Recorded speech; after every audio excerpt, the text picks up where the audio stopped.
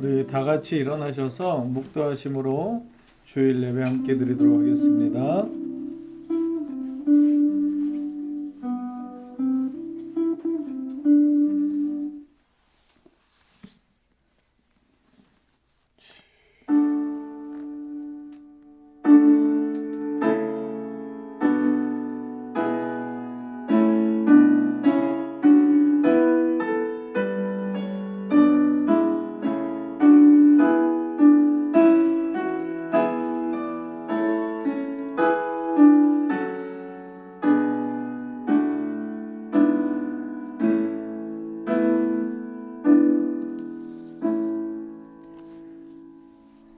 의인들의 구원은 여호와로부터 오나니 그는 환난 때에 그들의 요새이시로다. 여호와께서 그들을 도와 건지시되 악인들에게서 건져 구원하심은 그를 의지한 까닭이로다. 사랑이 많으신 하나님, 오직 주님을 의지하여 이 믿음의 자리에 나왔습니다. 우리를 만나주시고 우리에게 은혜를 허락하여 주시옵소서. 주님만 홀로 영광 받아주시기를 원하옵고 살아계신 예수님의 이름으로 기도합니다. 아멘. 우리 다 같이 찬양하겠습니다. 찬송가 6장.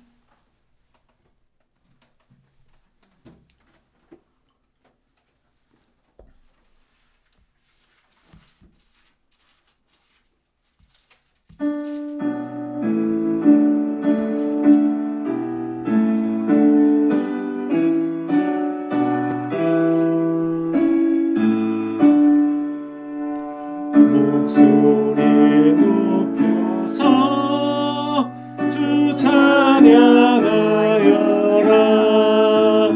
영광과 권세와 존귀와 위엄을 오늘이 다스리시는 만왕의 왕께 돌려라.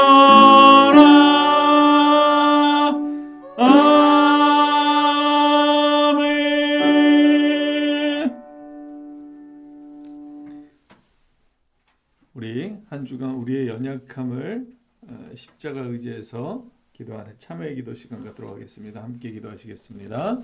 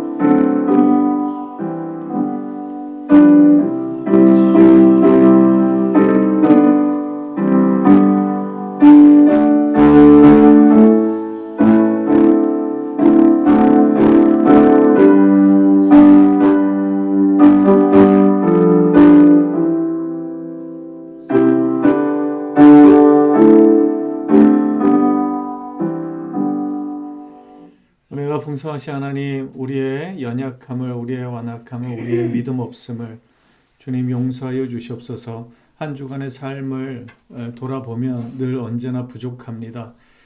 십자가만을 의지해서 살아가겠노라 다짐했지만 여전히 주님의 그 은혜를 바라보지 못하고 내 자아에 갇혀서 내 고집에 잡혀서 그렇게 살아왔음을 고백합니다. 주님, 우리의 이 모든 혈기들을 내려놓을 수 있도록 허락하여 주시옵시고 우리의 삶 속에 늘 함께 하시는 성령의 은혜만을 드러내는 우리가 될 수 있도록 이 시간 우리의 부족함 가운데 믿음을 허락하여 주시옵소서. 그래서 새롭게 시작하는 12월 한 달, 마지막 이 귀한 한 달을 오직 주님의 십자가의 은혜를 힘입어 살아가는 우리가 될 수 있도록 허락하여 주시옵시고 우리가 그 무엇보다 말씀 중심, 예배 중심, 주님 중심으로 살아갈 수 있도록 우리에게 참된 믿음의 은혜를 허락하여 주시옵소서.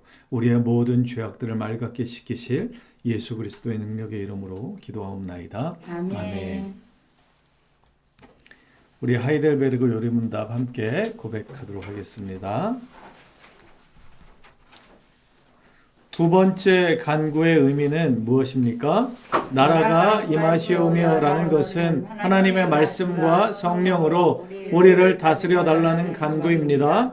그 결과로서 우리는 더욱더 우리 자신을 주께 굴복시키게 되고 주의 교회가 보존되고 증가되며 마귀의 일들과 하나님께 대항하는 모든 폭력과 주의 거룩한 말씀에 대항하는 모든 악한 괴계를 무너뜨리게 됩니다.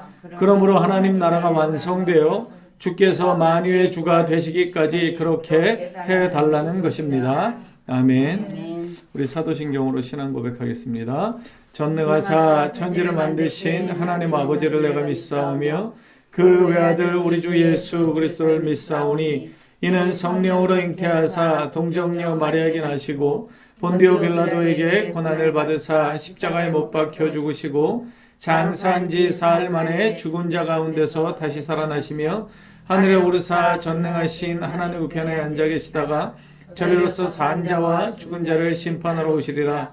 성령을 믿사오며 거룩한 공예와 성도가 서로 교통하는 것과 죄를 사하여 주시는 것과 몸이 다시 사는 것과 영원히 사는 것을 믿사옵나이다. 아멘. 다 자리에 앉아주시기 바랍니다.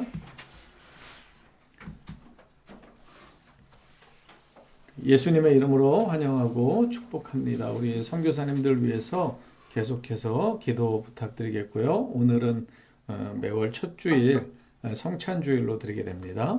오후 모임은 공동체 성경 읽기로 오늘부터 함께 하게 됩니다.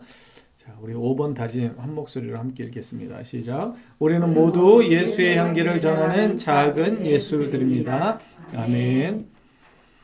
제가 봉헌을 위해서 이 시간 기도합니다. 은혜가 풍성하신 하나님, 귀한 믿음의 자리에 우리를 불러주시고 빈손으로 오지 않게 하시고 감사의 마음을 담아 주님 앞에 주정헌금으로 11조로 또 선교 헌금으로 각종 헌금으로 주님의 몸된 교회를 섬기게 하심을 감사합니다. 주님 앞에 드려진 이 예물을 기뻐 받아 주시옵시고 그래서 우리의 교회 재정 가운데 넉넉히 부어 주셔서 더 많이 거룩한 부담을 가지고 구제하고 선교하는 귀한 사역들을 끝까지 감당해 나아가는 우리 교회가 되게 하여 주시옵소서.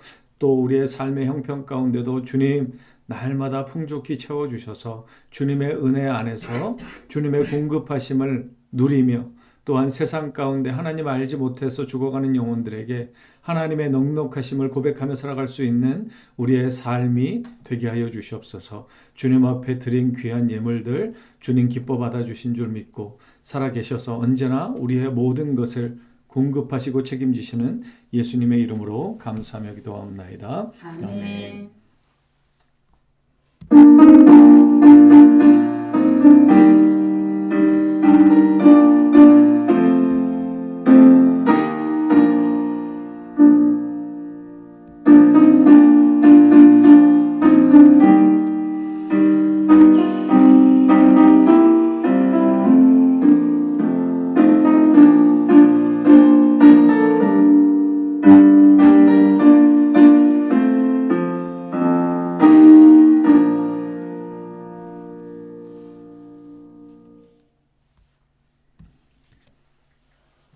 성찬 예식을 거행하도록 하겠습니다. 늘 말씀드리는 것이지만 이 예식은 주님의 죽으심과 또 다시 오심을 기념하며 그 주님이 다시 오실 때까지 우리에게 명령하신 그러한 예식입니다. 이 시간 분병하고 또 분잔할 텐데 이 떡과 이 잔은 주님의 찢으신 살이고 주님의 피임을 마음에 새기시면서 함께 했으면 좋겠습니다. 분병하도록 하겠습니다. 살아계신 하나님, 우리가 주님의 은혜 앞에 이 성찬에 참여합니다. 이 떡은, 이 빵은 주님이 친히 우리를 위해서 찢으신 몸임을 기억하게 하시고 주님의 살을 먹고 우리에게 주님의 그 생명이 있음을 인식하고 나를 위해서 사는 자가 아니라 이제 오직 십자가의 영광을 위해서 사는 자로 거듭나지는 역사가 이 시간 가운데 있게 하여 주시옵소서. 예수님의 이름으로 기도합니다.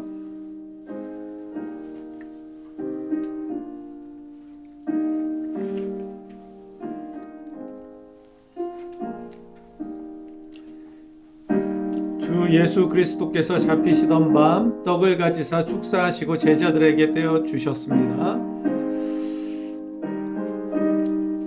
이것은 너희를 위하는 내 몸이니 이것을 행하여 나를 기념하라. 내 살을 먹고 내 피를 마시는 자는 영생을 가졌고 마지막 날에 내가 그를 살리리라.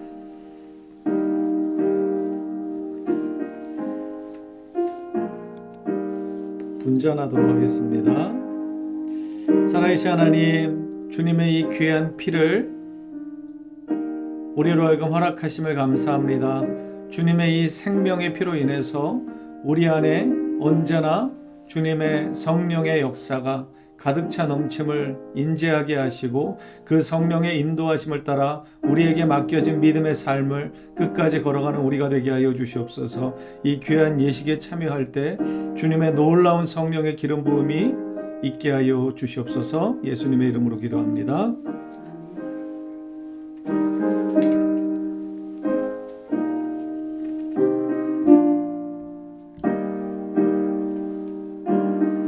우리가 전한 것을 누가 믿었느냐? 여호와의 팔이 누구에게 나타났느냐?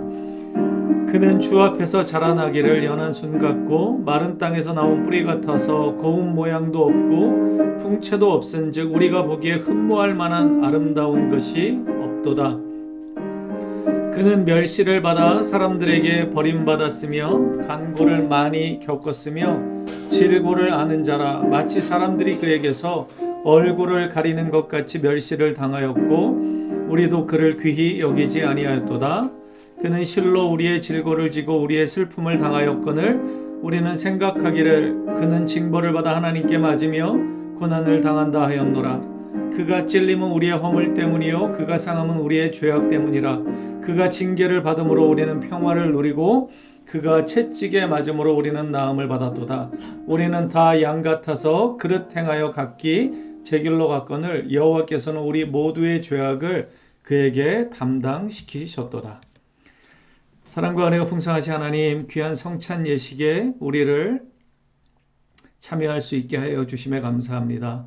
주님의 살과 피를 통해서 우리에게 영원한 생명이 주어졌음을 주님 기뻐하게 하시고 이제 우리에게 허락된 그 인생을 더 이상 허비하지 않게 하시고 주님의 영광과 십자가를 위해서 살아갈 수 있도록 허락하여 주시옵소서. 이 귀한 믿음의 자리에 참석한 우리 믿음 안의 식구들에게 동일한 성령의 기름 부음을 허락하여 주심을 믿고 살아계셔서 언제나 우리와 함께 하시는 예수님의 이름으로 기도합니다. 아멘. 우리 찬송가 546장 함께 찬양하겠습니다. 찬송가 546장.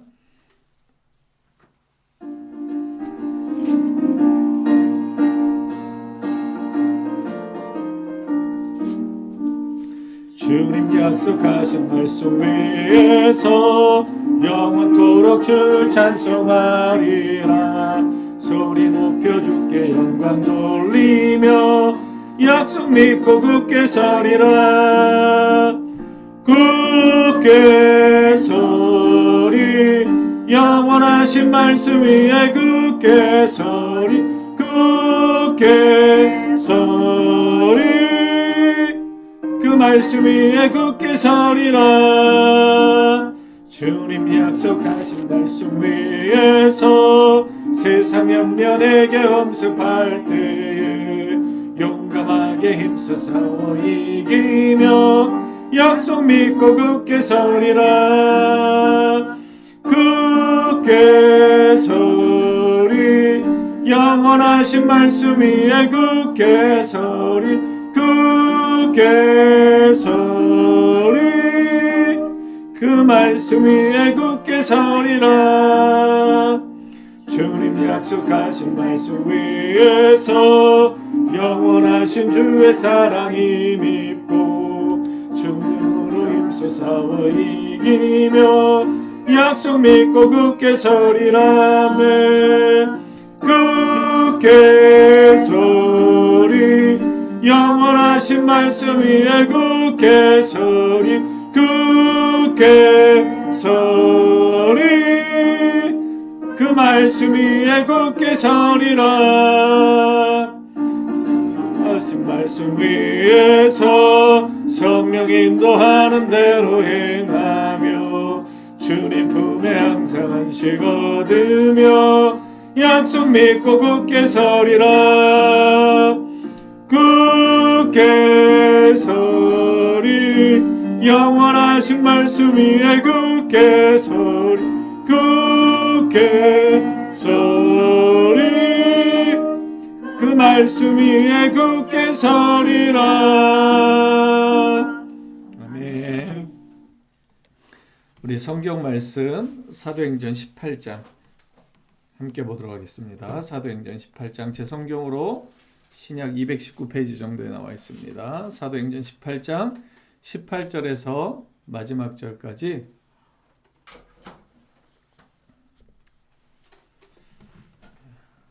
우리 한 목소리 한 절씩 교독하시고 마지막 절 함께 읽겠습니다.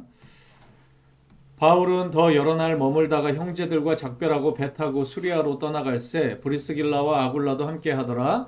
바울이 일찍이 서원이 있었으므로 겐그레아에서 머리를 깎았더라.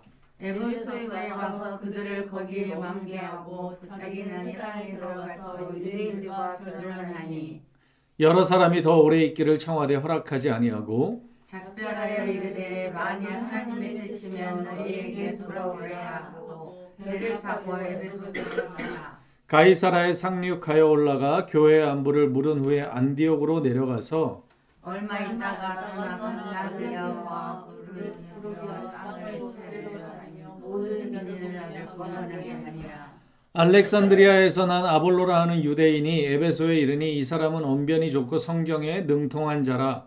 그가 일찍이 지혜도를 배워 열심히 예수에 관한 것을 자세히 말하며 가르치나 요한의 세례만 따르니라. 그가 회당에서 담대히 말하기 시작하거늘 브리스길라와 아굴라가 듣고 데려다가 하나님의 도를 더 정확하게 풀어 이르더라.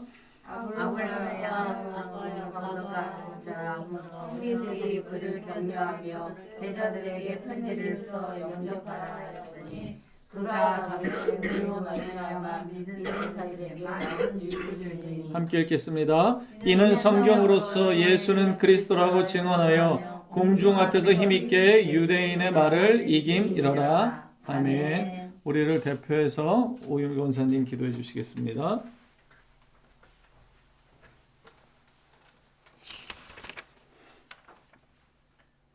거룩하신 하나님 아버지, 2024년 마지막 달 12월 첫 주일 예배를 하게 해주셔서 감사드립니다.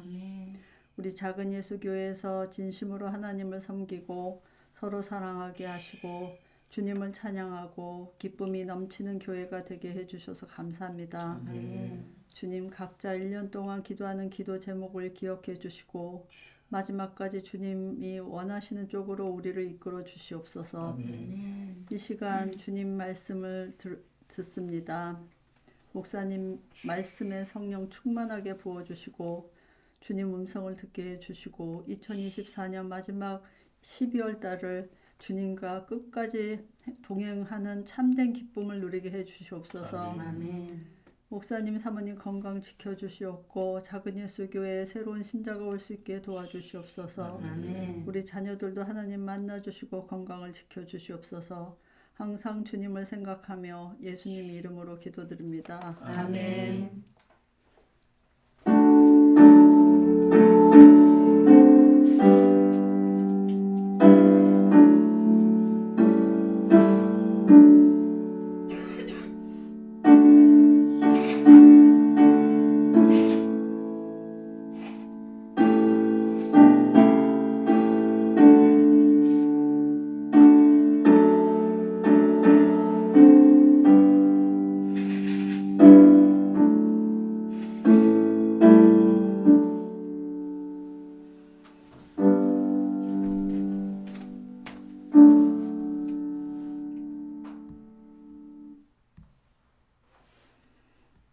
네, 오늘 하나님의 사람들이라는 제목으로 함께 말씀을 나누려고 합니다. 말씀 계속해서 이어지는데요. 이제 고린도에서 이제 바울이 떠나게 되죠. 18절에 보면 바울은 더 여러 날 머물다가 형제들과 작별합니다. 그리고 배 타고 수리아로 떠나가는데 이 수리아가 어디냐면 1차, 2차 선교를 시작했던 수리아 안디옥을 이야기합니다. 그래서 그 수리아를 향해서 떠나가는데 브루스길라와 아굴라도 함께 했고 바울이 일찍이 서원을 했었던 갱그레아라고 하는 곳에서 머리를 깎았다라고 이렇게 18절에 기록하고 있습니다. 이 갱그레아는 바울이 전도 여행 중에 그 베베라고 하는 사람을 이렇게 전도했고 이 갱그레아에 교회가 있었는데 그 베베가 이곳에서 봉사를 했었습니다. 그래서 이 갱그레아 교회에서 머리를 깎았고 19절에 보면 에베소에 도착하는데 에베소에 와서 그들을 거기 머물게 하고 자기는 회당에 들어가서 유대인들과 변론합니다. 계속해서 어디를 가든지 바울은 복음을 증거하는 이 사역을 감당하고 그 에베소까지 브리스길라와 아굴라 두 부부가 함께 동역하고 있습니다. 그래서 그 에베소에서도 20절에 보면 여러 사람이 더 오래 있기를 청하는데 허락하지 않고 작별하여 이르되 21절의 말씀 함께 읽어볼게요. 시작. 작별하여 이르되 만일 하나님의 뜻이면 너희에게 돌아오리라 하고 배를 타고 에베소를 떠나 가이사라에 상륙하여 올라가 교회 안부를 물은 후에 안디옥으로 내려갔다 이렇게 표현합니다. 여기 가이사라가 말하자면 그 수리아 안디옥 부근입니다. 그러니까 22절까지가 제2차 선교 여행이 마무리되는 시점입니다. 그리고 23절에 얼마 있다가 떠나서 다시 그 북쪽인 갈라디아와 부르기아 땅을 차례로 다니며 모든 제자를 굳건하게 했다 이렇게 표현하고 있는데 그러니까 22절에서 2차 전도 여행을 마무리하고 난 다음에 얼마 안 있다가 곧바로 떠나서 제3차 전도 여행을 바울이 시작하고 있는 지점이 바로 오늘 22절과 23절의 말씀입니다. 그러니까 바울의 그 전도 여행이 지금 2차가 끝나고 3차가 다시 시작되는 그 부분입니다. 그래서 우리가 좀 지도를 살펴볼 필요가 있는데 이제 몇 번 보셔서 아실 거예요. 여기 마게도니아가 크게 있고 거기서 그 밑에 쪽에 아덴이라고 하는 데가 바로 그리스의 아테네고 이 고린도에서 지금 떠났죠. 고린도에서 바울이 1년 6개월 정도를 사역을 감당했다고 전해집니다. 그리고 고린도 바로 밑에 그 겐그레아라고 하는 곳에서 지금 머리를 깎았다고 하는 것이죠. 서원을 했던 곳에서 머리를 깎았고 거기서 어디로 왔냐면 중간 부분에 보이시죠? 여기 에베소.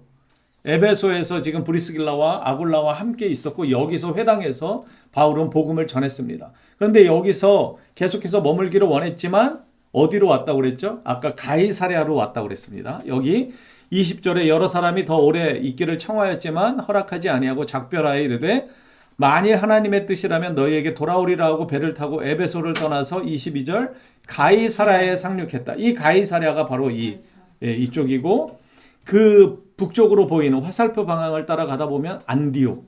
이 수리아 안디옥이 바로 1차, 2차 선교 여행의 출발점이었습니다. 그리고 나서 우리 다시 말씀을 보시면 23절에 얼마 있다가 떠나 갈라디아와 부르기아 땅을 차례로 다닌다라고 이렇게 표현했는데 여기 갈라디아와 부르기아가 좀 큰 글씨로 써 있죠. 그러니까 다시 이제 전도 여행을 시작한 것입니다. 그런데 겐그레아에서 여기 가이사랴까지 이렇게 봐도 우리가 지도로 보니까 잘 감이 없지만 대단히 먼 거리라고 합니다. 한 1000km가 넘는 거리라고 그래요. 그러니까 당시에 바울이 여기를 옮겨갈 때 무슨 크루즈를 타고 여행을 하지는 않았을 거 아니에요? 그만큼 큰 배가 있거나 그러지도 않았기 때문에 마치 이런 표현을 누가 했더라고요. 우리가 보통 여기서 강원도를 가거나 강원도는 그나마 가깝죠. 여기서 부산을 가거나 포항을 가거나 어디 남해를 가려면 보통 어떻게 하죠? 고속도로를 타고 가죠. 그런데 당시에는 그 정도의 그 항로가 개발되어 있지 않고 그만한 배가 없기 때문에 어떻게 다녀야 하냐면요. 시내버스를 타고 부산까지 가거나 남해까지 가는 거예요. 시내버스를 갈아타고 거기서 광역버스 같은 거를 조금 타고 그 경기도로 갔다가 경기도에서 조금 더 벗어나서 이런 식으로 옮겼다는 거죠. 그렇게 어려운 길을 따라서 이 바울이 이 갱그레아 고린도에서부터 가이사랴까지 그렇게 옮겨 갔다는 것입니다. 그러니까 이 여정이 결코 우리가 볼 때는 말씀으로 이렇게 얘기되어 있잖아요. 작별하여 이르되 이렇게 에베소를 떠났고 22절에 가이사랴에 상륙했다. 뭐 이렇게 간단하게 나왔지만 결코 간단한 여정이 아니었다는 것을 우리가 좀 알 필요가 있다는 것이죠. 자, 21절에 작별하여 이르되 만일 하나님의 뜻이면 너희에게로 돌아오리라. 하나님이 허락하신다면 내가 다시 에베소로 돌아올 것이다. 이렇게 약속을 하고 떠나지만 참 안타깝게도 다시 에베소에 도착하는 일은 없었습니다. 왜냐하면 바울이 이제 나중에 잡히게 되었고 순교를 당하는 일이 있었기 때문에 참수형을 당하는 일이 있었기 때문에 그가 다시는 에베소로 돌아오지 못하고 그 생을 마감하게 됩니다. 참 안타까운 일이죠. 그러니까 그 에베소 교회와 이 오늘 본문에 나오는 이 부분이 마지막 장면이라고 할 수 있습니다. 그렇기 때문에 우리는 누구를 만나든지 정말 사랑으로 보듬고 서로를 축복하고 서로를 위로해야 할 필요가 있습니다. 그 어르신들의 만남이 좀 그렇다고 그러잖아요. 예전에 어떤 그 다큐멘터리 같은 거 보니까 80이 넘으신 어르신들이 이제 뭐 어릴 적 친구를 만나거나 동창들을 만나면 마지막에 헤어질 때 어떻게 인사를 하냐면 내년에 볼 수 있으면 보자. 볼 수 있으면 보자. 이게 뭐냐면 내년을 기약할 수 없기 때문에 그냥 볼 수 있게 되면 좋겠다라는 마음을 담아서 이렇게 인사를 하는 장면을 제가 봤던 게 기억이 나는데 우리가 내일 일을 알지 못하잖아요. 그래서 이렇게 오늘 만나는 누군가에게 우리는 최선을 다해서 사랑을 베풀고 섬기고 또 기회가 닿는 대로 복음을 전해야 할 필요가 여기 있습니다. 우리의 생이 언제까지 이어질지 그리고 상대방의 삶의 여정이 어디서 끝날지 우리는 알지 못하기 때문에 기회가 있는 대로 최선을 다해서 사랑하고 섬기고 복음을 전해야 하는 이유가 여기에 있는 것입니다. 그래서 어쨌든 바울이 이렇게 이야기하고 떠납니다. 그리고 그 사역을 계속해서 감당하죠. 바울은 힘들고 어려울 때도 절대로 이렇게 낙심하거나 넘어지거나 그러지 않았습니다. 계속해서 그 믿음의 길을 걸어갔죠. 왜냐하면 그에게 가장 중요한 것은 언제나 십자가였습니다. 이것이 바로 바울이 하나님의 사람임을 증거하는 것입니다. 그는 자기의 생명보다 자기의 안위보다 언제나 무엇이 우선이었습니까? 십자가가 우선이었습니다. 십자가의 복음이 드러난다면 자기의 생명을 조금 더 귀한 것으로 여기지 않겠노라. 에베소 장로들을 데려다 놓고 에베소를 떠날 때 그러한 말을 하잖아요. 에베소 장로들이 예루살렘에 가게 되면 엄청나게 어려운 고난이 기다리고 있을 것이다. 그러니까 가지 말라 눈물로 호소합니다. 장로들이요 떠나지 말기를 이렇게 호소합니다. 그런데 그때 우리 성경을 한번 찾아볼까요? 사도행전 20장에 보면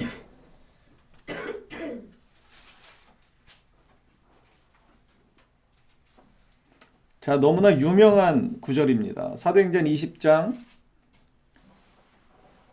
22절 23절 함께 읽어보겠습니다. 시작.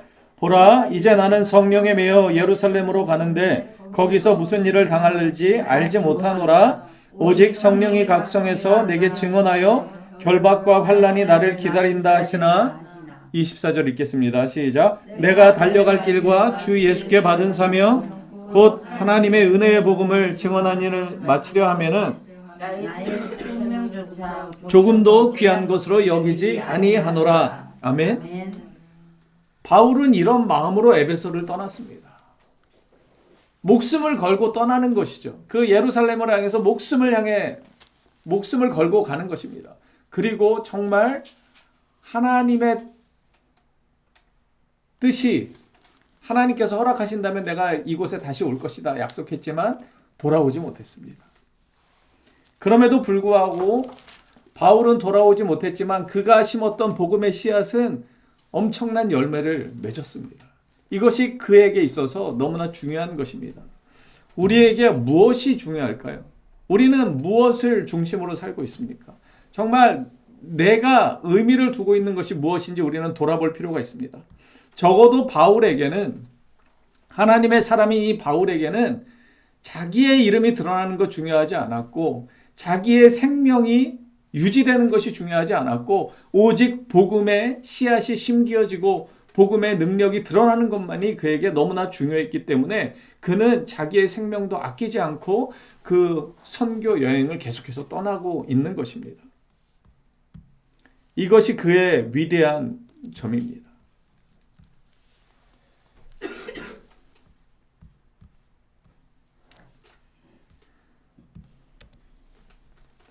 자, 그리고 본문이 이어지는데 이제 아볼로라고 하는 사람이 등장합니다. 알렉산드리아에서 난 아볼로라 하는 유대인이 있는데 이 사람이 에베소에 이르렀고 이 사람은 언변이 좋다고 합니다. 말을 잘했다는 것이죠. 똑똑하다는 것입니다. 말을 잘하는 것이 결코 쉽지 않습니다. 똑똑해야 말을 잘하게 되어 있죠. 왜냐하면 이 머릿속에서 정리가 되어야 말이 나오기 때문에 그렇습니다. 그래서 이 사람은 언변이 좋고 무엇에 능통했다고요? 성경에 능통했다. 구약 성경에 능통한 사람이었다는 것입니다. 그러니까 그가 얼마나 지적이었는지를 나타내는 것입니다. 그가 일찍이 주님의 도를 배워 열심으로 예수에 관한 것을 자세히 말하며 가르쳤는데 문제가 있었죠. 성경도 능통했고 주님의 도를 배워서 알긴 아는데 요한의 세례만 알따름이라 이렇게 표현합니다. 여기서 바울이 이렇게 표현하는 누가가 이렇게 표현하는 이유가 있습니다.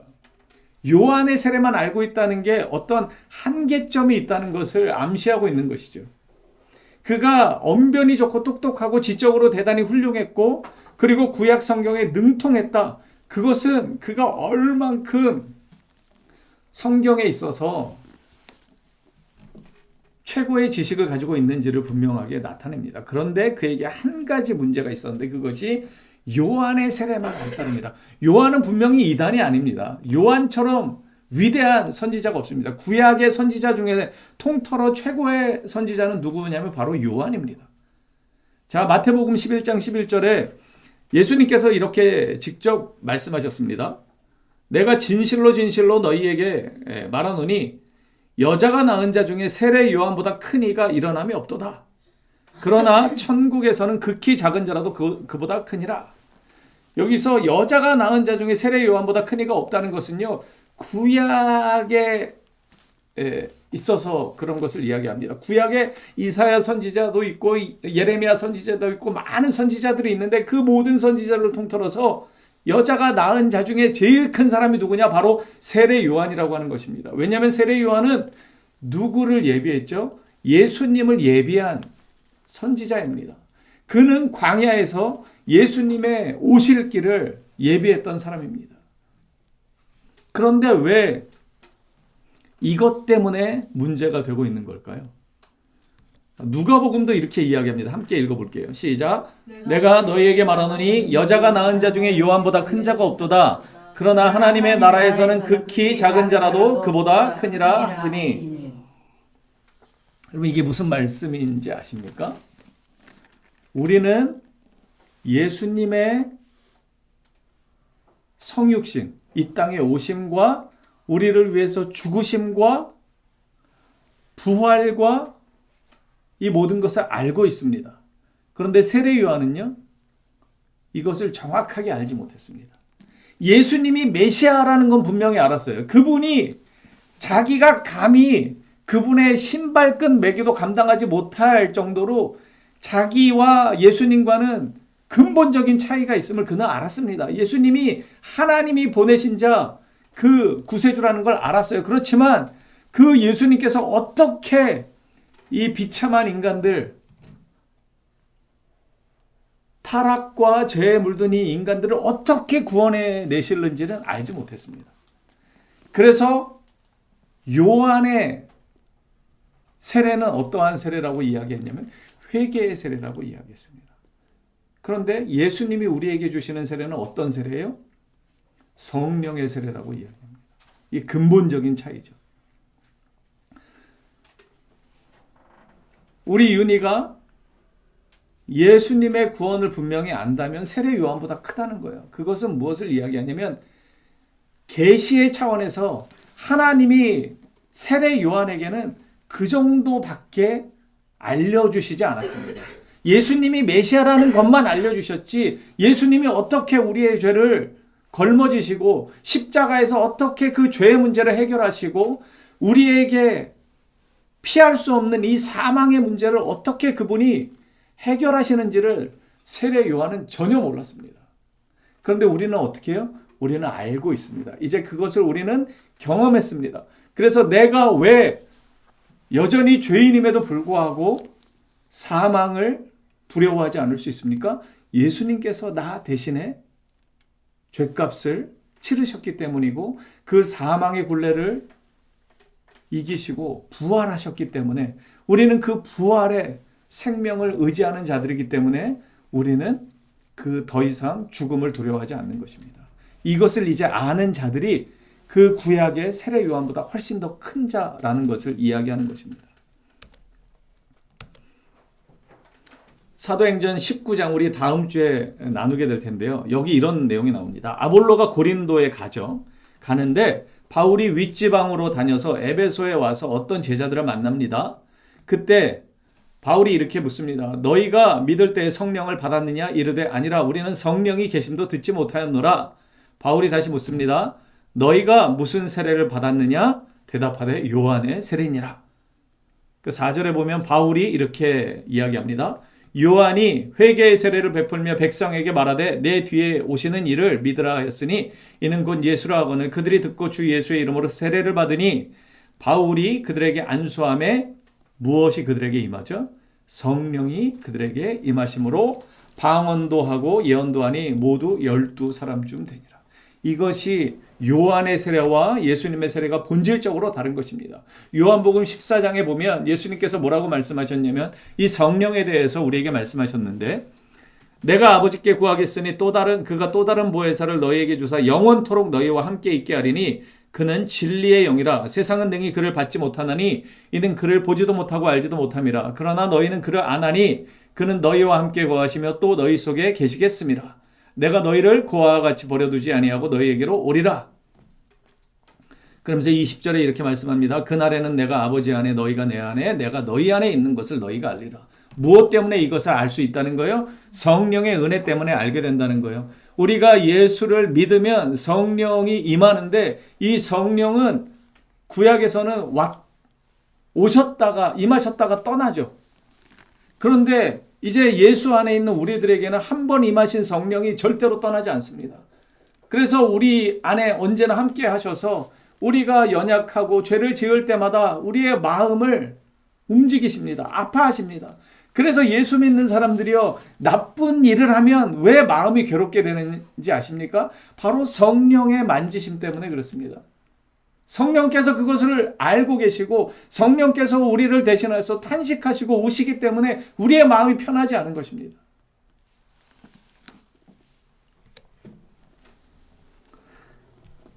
그래서 이것이 그에게 한계가 있었습니다. 아볼로가 뛰어난 사람이었지만 요한의 세례밖에는 알지 못하기 때문에 그래서 브리스길라와 아굴라가 바울을 통해서 복음을 알았잖아요. 그러니까 이게 회개의 세례만 가르치면 안 된다는 것을 알았고 예수님이 어떻게 우리를 구원하시는지 예수님의 그 죽으심과 부활이 어떠한 것을 의미하는지를 이 브리스길라와 아굴라는 알았습니다. 그래서 이 아볼로를 데려옵니다. 자, 26절 함께 읽겠습니다. 시작. 그가 회당에서 담대히 말하기 시작하거늘 브리스길라와 아굴라가 듣고 데려다가 하나님의 도를 더 정확하게 풀어 이르더라. 아멘. 아멘. 여러분, 근데 아까 아볼로가 어떤 사람이라고 그랬어요? 유대인이라고 그랬습니다. 성경에 능통한 사람이고 언변이 뛰어난 사람이라고, 똑똑한 사람이라고 그랬어요. 그런데 이 브리스길라와 아굴라는 이 아볼로의 입장에서 보면 요즘 말로 듣보잡입니다. 듣도 보도 못한 그런 수준의 사람들이에요. 그런데 그 사람들이 아볼로를 불러다가 이 하나님의 도, 십자가의 도를 더 정확하게 풀었다는 것은요, 이게 결코 쉬운 관계가 아닙니다. 여러분 생각해 보세요. 말하자면 박사가 무언가에 대해서 이야기하는데 어떤 평범한 부부가 그 박사 교수한테 얘기하는 거예요. 뭔가 좀 잘못된 것 같은데 우리랑 좀 이야기를 해봅시다. 그럼 보통 어떻게 할까요? 무시하지 않겠습니까? 근데 성경은 그런 거에 대해서 자세히 나오지 않습니다. 브리스길라와 아굴라가 듣고 데려다가 하나님의 도를 더 정확하게 풀어서 가르쳤다고만 이야기합니다. 그런데 브리스길라와 아굴라가 뭐 하는 사람들이었다고요? 천막을 제조하는 사람들입니다. 직업적으로도 별로 그렇게 내세울 게 없는 사람들이었어요. 그럼에도 불구하고 아볼로는 그들의 이야기를 들었습니다. 그리고 27절의 말씀입니다. 아볼로가 아가야로 건너가고자 함으로 형제들이 그를 격려하며 제자들에게 편지를 써서 영접하라. 이 아가야는 결국은 그 고린도를 이야기하는 건데, 고린도로 이제 그가 가고자 하는데 초청장을, 추천서를 써줬다는 거예요. 서로 협력하고 있죠. 그러면서 그가 감에 은혜로 말미암아 믿은 자들에게 많은 유익을 주었다는 것입니다. 고린도에 가서 이는 성경으로서 예수는 그리스도라고 증언하여 공중 앞에서 힘있게 유대인의 말을 이기느라. 예수는 그리스도라고 이제 아볼로가 더 정확하게 유대인의 말들을 이겨내고 있는 것이죠. 예수님이 메시아이고 어떻게 우리의 메시아가 되는가? 왜냐하면 당시의 유대인들은 예수님을 메시아로 인정하지 않는 이유가 있었습니다. 나무에 달려서 죽었기 때문에 하나님께서 그 신명기 21장에 이야기하는 것처럼 나무에 달린 자마다 다 저주를 받았기 때문에 어떻게 하나님의 저주를 받아서 나무에 달린 예수가 구세주가 될 수 있는가? 그것 때문에 그들은 예수님을 메시아로 믿지 않았습니다. 그런데 아볼로는 이제 이야기하기 시작하는 것이죠. 예수가 메시아인 건 그가 요한의 세례를 통해서 알았지만 어떻게 우리를 구원해 내는지를 이제 브리스길라와 아굴라를 통해서 깨닫게 된 것입니다. 그래서 그 십자가의 능력을 이제 더 담대히 증거하기 시작한 것이죠. 그러니까 공중 앞에서 힘있게 유대인의 말을 이겼기 때문에 이 아볼로의 사역을 통해서 고린도에 있는 많은 믿음의 사람들에게 유익을 주었다. 이렇게 오늘 본문은 마무리되고 있습니다. 예수는 그리스도라고 증언했다. 공중 앞에서 힘있게 유대인의 말을 이겼다. 이것은 결국은 무엇입니까? 고린도전서 15장에 보면은요, 사망에 대해서 이야기합니다. 사망아 너희 승리가 어디 있느냐? 사망아 내가 쏘는 것이 어디 있느냐? 여러분, 우리 중에 육신을 입은 자 중에 사망과 이 죽음과 관계없는 사람이 있을까요? 아무도 없습니다. 죽음은 어느 누구도 피해갈 수 없는 것입니다. 그런데 고린도전서에서 바울은 뭐라고 이야기합니까? 사망아 너희 승리가 어디 있느냐? 사망아 네가 공격하는 것이 어디 있느냐? 사망이 공격하는 것은 죄고 죄의 권능은 율법이라는 거예요. 이 율법 때문에 죄를 가지고 있는 사람은 다 죽게 되어 있습니다. 로마서 6장에서 뭐라고 그럽니까? 죄의 삭슨, 죄의 대가는 사망이라고 분명히 율법이 정해 놓았습니다. 그래서 모든 인간은 이 죄 가운데 죽게 되어 있는 것입니다. 그런데 57절에 이렇게 이야기합니다. 함께 읽어볼게요. 시작. 우리 주 예수 그리스도로 말미암아 우리에게 승리를 주시는 하나님께 감사하노니. 무슨 승리를 주는 거예요? 사망을 이기는 승리를 이야기하는 것입니다. 예수께서 우리를 죽음에서 건지신 이 부활의 생명 때문에 사망을 이긴다라고 표현하는 거예요. 그래서 우리 주 예수 그리스도로 말미암아 우리에게 사망을 이기는 승리를 주시는 하나님께 감사한다. 그는 이렇게 표현합니다.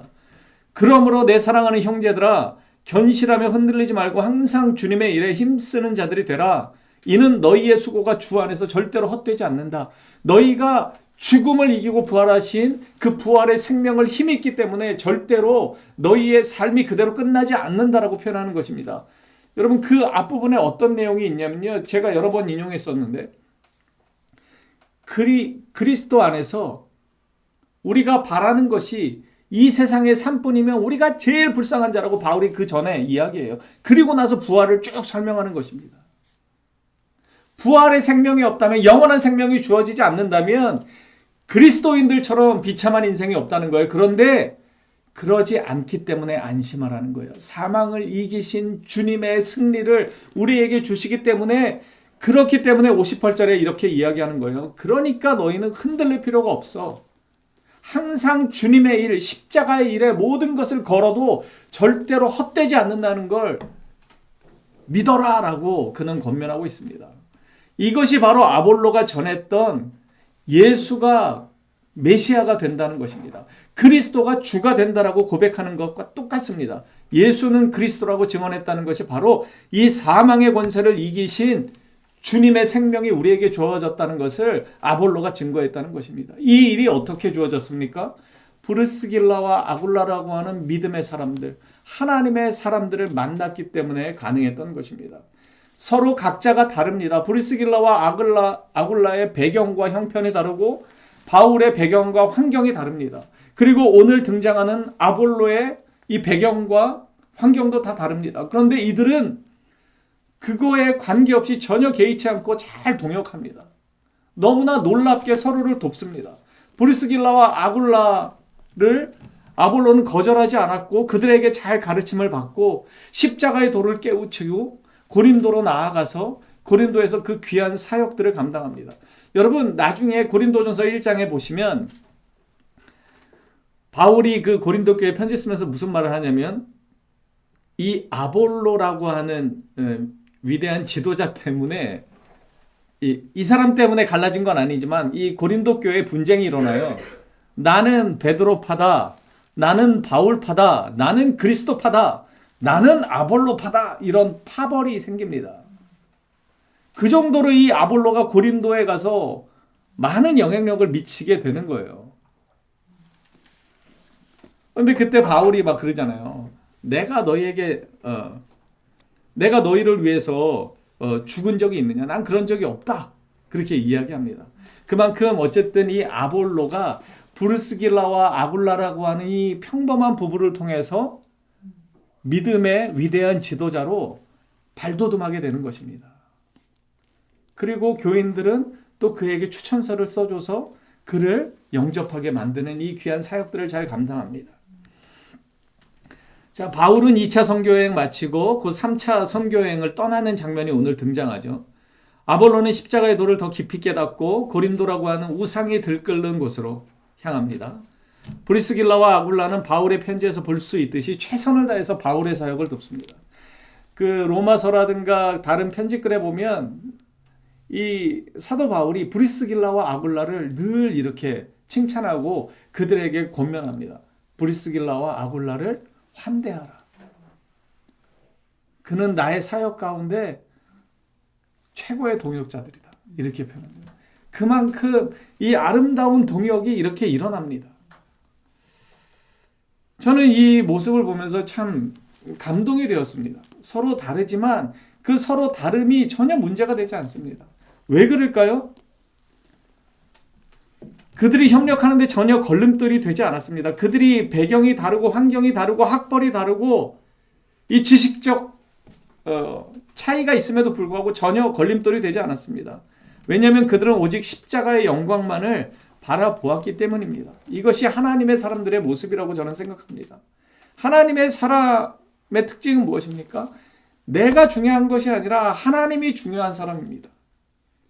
내가 중요한 것이 아니라 십자가의 영광이 중요한 것입니다. 바울이 왜 에베소를 떠나서 그렇게 눈물로 호소하면서 우리와 함께 있어 달라고 하는 에베소 장로들을 떠나서 목숨을 걸고 다른 곳으로 갑니까? 십자가가 그에게 중요했기 때문입니다. 아볼로도 마찬가지죠. 왜 그 에베소에서 잘 사역하면 되는데 굳이 고린도까지 떠나갑니까? 십자가의 도가 중요했기 때문입니다. 십자가의 영광만이 그의 삶 가운데 중요했기 때문입니다. 브리스길라와 아굴라도 마찬가지죠. 왜 바울을 끝까지 돕습니까? 그들의 삶 속에 때로는 어려운 지경에 이를 때도 있었을 것입니다. 하지만 브리스길라와 아굴라는 끝까지 바울과 동역했습니다. 왜 그랬을까요? 그들에게도 마찬가지로 십자가의 영광이 그 삶의 가장 중요한 중심점이었습니다. 우리가 예배 중심으로 산다는 것, 말씀 중심으로 산다는 것, 십자가 중심으로 산다는 것, 그렇게 살아야 한다는 것 잘 알고 있습니다. 하지만 그렇게 살아가는 것에는 많은 희생이 따릅니다. 절대로 간단하거나 쉽지 않습니다. 그런데 우리는 그것을 위해서 살아야 합니다. 때로는 불편한 것이 있고 때로는 손해보는 것이 있어도 그렇게 살 때 주님께서 우리의 삶을 기뻐하십니다. 그렇기 때문에 이 하나님의 사람들의 아름다운 동역이 있었고 이 아름다운 동역을 통해서 하나님이 영광 받으시는 것입니다. 하나님의 사람들은 십자가를 바라봅니다. 그분의 영광이 우선이기 때문입니다. 이러한 공통점이 있기 때문에 그들은 아무런 어려움 없이 서로를 돕고 사랑하는 것입니다. 요한일서에 보면 우리가 잘 아는 말씀이 있습니다. 여기 보면 이렇게 표현합니다. 10절에 보면 사랑은 여기 있으니 우리가 하나님을 사랑한 것이 아니요 하나님이 우리를 사랑하사 우리 죄를 속하기 위하여 화목제물로 그 아들을 보내셨습니다. 그리고 4장 11절은 뭐라고 이야기하냐면요. 함께 읽겠습니다. 시작. 사랑하는 자들아 하나님이 이같이 우리를 사랑하셨은즉 우리도 서로 사랑하는 것이 마땅하도다. 아멘. 저는 이 서로 사랑하는 것이 마땅하도다가 오늘 본문에 비추어서 이렇게 해석이 되었습니다. 우리가 서로 협력하는 것이 마땅하도다. 우리가 서로 동역하는 것이 마땅하도다. 무엇을 위해서요? 하나님의 나라와 영광을 위해서, 십자가를 위해서 우리가 서로 다르지만 서로 의견이 다르고 마음이 다를 때도 우리는 동역하고 협력하고 사랑해야 합니다. 무엇 때문에요? 우리에게 가장 중요한 십자가의 영광을 위해서 그래야 하는 것입니다. 그리고 그렇게 하는 사람이 어떠한 사람들이냐면 바로 하나님의 사람들입니다. 저와 여러분이 나보다 내 생명보다 하나님을 가장 우선하고 십자가를 가장 우선하는 하나님의 사람들 되시기를 간절히 소망합니다. 아멘. 사랑과 은혜가 풍성하신 하나님, 하나님의 귀한 사람들이 서로 다른 배경과 환경에도 불구하고 서로 협력하고 사랑하며 동역하는 아름다운 모습을 보았습니다. 자기의 목숨을 아끼지 않고 십자가의 영광을 달려가는 영광을 위해 달려가는 바울처럼 또한 아볼로처럼 묵묵히 뒤에서 이름 없이 섬겼던 브리스길라와 아굴라처럼 오직 주님의 십자가의 영광을 위해서 함께 동역했던 이들이 바로 하나님의 사람들임을 우리가 기억합니다. 우리도 마찬가지로 어떠한 상황에서도 서로 사랑하며 협력하여 오직 주님의 영광을 드러내는 하나님의 사람들 되게 하시고 하나님의 사람들로 살아갈 수 있도록 허락하여 주시옵소서. 예수님의 이름으로 기도합니다. 아멘. 우리 다 같이 일어나셔서 함께 찬양하도록 하겠습니다. 찬송가 505장 함께 찬양합니다.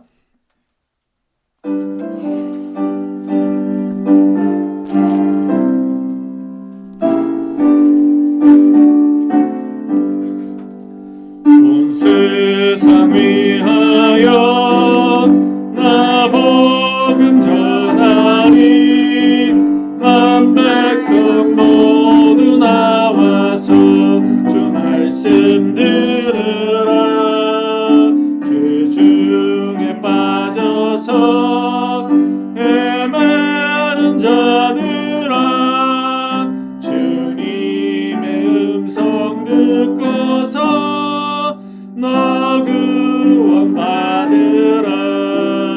전하고 기도해 매일 증인 되리라 세상 모든 사람 다 듣고 그 사랑 알도록 온 세상 위하여 이 복음 전하리 저 죄인 회개하고서 주 예수 믿으라. 이 세상 구하려 주 돌아가신 것 나 증거하지 않으며 그 사랑 모르니 전하고 기도해 매일 증인 되리라. 세상 모든 사람 다 듣고 그 사랑 알도록 온 세상 위하여 주의 임하니 주 예수 이름 힘입어 이 복음 전하자. 먼 곳에 나가서 전하지 못해도 나 어느 곳에 있든지 늘 기도 힘쓰리. 아멘. 전하고 기도해 매일 증인 되리라. 세상 모든 사람 다 듣고 그 사랑 알도록. 아멘. 우리 주 예수 그리스도의 은혜와 하나님 아버지의 말로 다할 수 없는 그 크신 사랑하심과 성령 하나님의 내주하시고 교통하시고 충만케 하시는 역사가 이 세상의 그 어떤 것보다 주님이 가장 소중하고 십자가의 도가 가장 빛나길 바라고 내 생명보다 내 안위보다 오직 하나님의 나라가 드러나기를 소망하며 그것을 중심으로 살아가기로 다짐하는 우리 작은 예수교회와 성도들 위해 이제로부터 영원토록 함께 있을지어다. 아멘.